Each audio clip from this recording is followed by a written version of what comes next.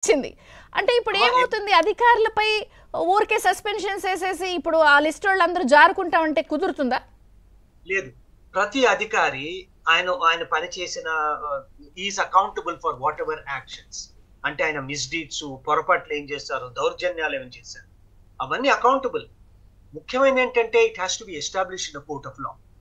Administrative పరంగా ఏం action తీసుకోగలరు కొత్త ముఖ్యమంత్రి గారు? వాడిని ఆ స్థానం నుంచి తొలగించడం, రిపాట్రియేట్ చేయటం. రిపాట్రియేషన్ చేసినంత మాత్రాన వాళ్ళ తప్పులు వదిలేసినట్లు కాదు. కాదు, ఎందుకంటే ప్రభుత్వం ఎలా పనిచేస్తుంది, అన్ని ఆర్డర్స్ రూపంలో పనిచేస్తుంది, అమలవుతుంది. కాబట్టి వాళ్ళు చేసిన పొరపాట్లు ఏమని, దౌర్జన్యాలు ఏమున్నాయి, క్రిమినల్ గా వాళ్ళు ఎలాంటి చర్యలు పాటుపడ్డారు, అవన్నీ లిఖితపూర్వ రికార్డ్స్ లో ఉంటాయి.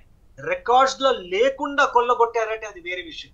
కాబట్టి మొట్టమొదటి ప్రస్తావన ఏంటంటే, ఇప్పుడు ప్రభుత్వం తక్షణమే వాళ్ళు సరిగ్గా చేశారు, ఉన్న రికార్డ్స్ అన్ని కూడా సీజ్ చేయాలి, తాళాలు వేయాలి. తెలంగాణలో కూడా కేసీఆర్ గారు ఫోన్ ట్యాపింగ్ కేసులో జరిగిన సంఘటన అలా జరగకూడదు. తెలంగాణలో ఏం చేశారు, ఫోన్ ట్యాపింగ్ సంబంధించిన వివరాలన్నీ కూడా మూసీ నదిలో వేశారు. కానీ అలాంటి పరిస్థితులు తెలంగాణ అంటున్నారు. మీకు ఏపీలో కూడా ఒక ఇన్సిడెంట్ గుర్తు చేస్తాం. సిట్ కార్యాలయంలో హెరిటేజ్ ఫైల్స్ ధ్వంసం చేశారన్న వార్తలు కూడా అప్పుడు మనం చూసాం ఎలక్షన్స్ కి ముందు. కరెక్ట్ అమ్మా, అవన్నీ చేస్తారు. ఎందుకంటే ఈ అధికారులు వాళ్ళు విస్మరించారు. వాళ్ళు న్యూట్రల్ గా ఉండాలి, వాళ్ళు రాజకీయ పార్టీస్ కోసం పని చేయకూడదు, వ్యవస్థ కోసం పనిచేయాలి, నిర్మాణాత్మకంగా పనిచేయాలి, విలువలతో కూడిన అడ్మినిస్ట్రేషన్ ఇవ్వడానికి వాళ్ళు అన్ని విధాలుగా వాళ్ళకి ట్రైనింగ్ ఇచ్చి పంపించారు, ఒక భద్రత ఇచ్చారు, వాళ్ళకి అన్ని ఇచ్చారు. ఆ భద్రత ఇచ్చినా కూడా కొల్లగొట్టడానికి ప్రయత్నించారంటే వేరే లాభాల కోసం వాళ్ళు ఆశించారని నిరుజువు అవుతుంది. కాబట్టి ఏ అధికారి కూడా వాళ్ళు చేసిన తప్పులు అవి తేటతెల్లం అవుతుంది.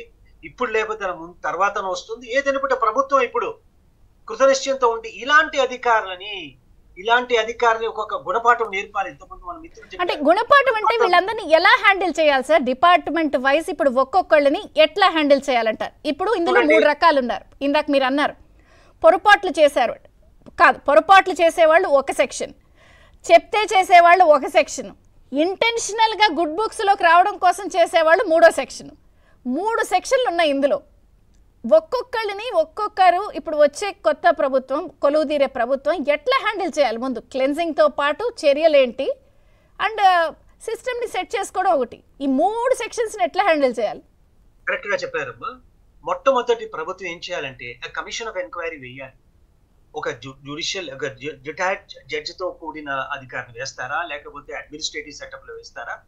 ఒక స్పెషల్ కమిషన్ ఆఫ్ ఎంక్వైరీ వేసి ఈ ఫైల్స్ అన్ని కూడా జతపరుచుకొని ఎక్కడెక్కడ వీళ్ళు పొరపాట్లు చేశారు వాళ్ళ మీద సమగ్రంగా దర్యాప్తు చేయాలి. దర్యాప్తు చేసి, ఎందుకంటే లాంగ్ ప్రాసెస్ ఉంది, ఎవరిని పడితే వాళ్ళ మీద చట్టాలు ఉన్నాయి కాబట్టి చట్టానికి లోబడి మనం ఎంక్వైరీ చేసి వాళ్ళ మీద సాక్ష్యాధారాలంతా కూడా సేకరించి వాళ్ళ మీద ఆ తర్వాత అడ్మినిస్ట్రేటివ్ యాక్షనా, క్రిమినల్ యాక్షనా, వాళ్ళని బాధ్యులు చేసే విధంగా మనకు చట్టాలు ఉన్నాయి. కానీ దానికి కావాల్సిన అన్ని అంశాలని జతకూర్చాలి. It's long process.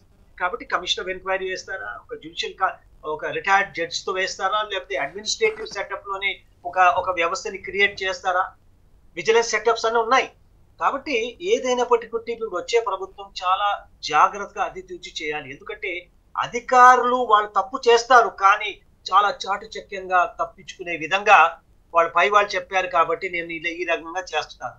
Political executive మీద వేసేస్తారు బాధ్యత. ఆయన చెప్పాడు కాబట్టి ఇలా చేశాను, నా బాధ్యత ఏం లేదు.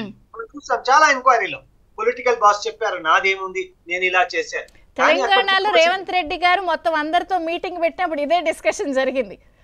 లేదండి వాళ్ళు చెప్పారండి, లేదా ఆ డీటెయిల్స్ నాకు తెలియదండి, ఈ కాళేశ్వరం ఫైల్ నా దగ్గర ఎక్కడుందో తెలియదు, ఇదే కదా ఎగ్జాక్ట్ గా జరిగింది.